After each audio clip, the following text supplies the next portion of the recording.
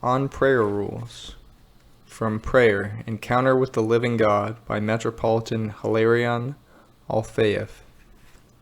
What is a prayer rule? These are prayers that you read regularly, daily. Everyone has a different prayer rule.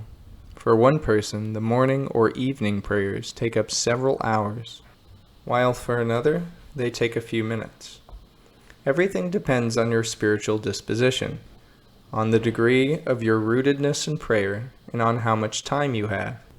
It is very important that to keep a prayer rule, even a very short one, so that you would be regular and constant in prayer. But the rule should not turn into a formality.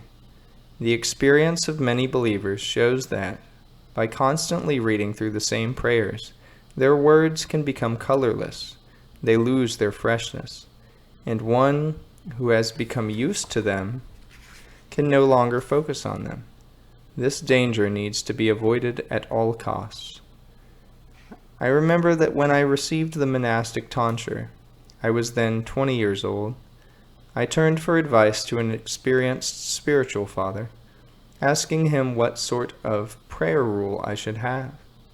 He said, "You should daily read through the morning and evening prayers 3 canons and 1 akathist. Whatever happens, even if you are very tired, you are obliged to read them.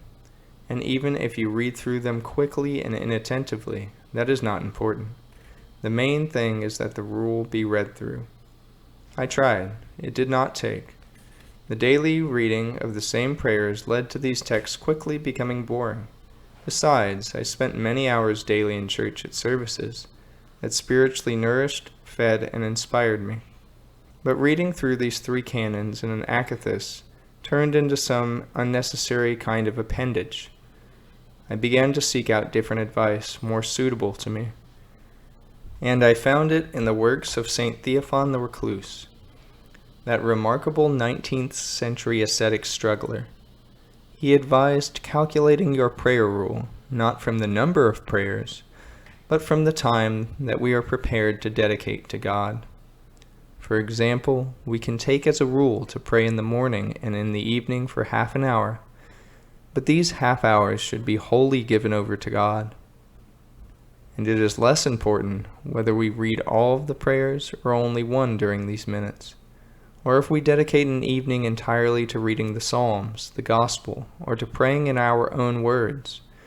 The most important thing is to be focused on God, that our attention not run away, and that every word reach our heart. This advice worked for me.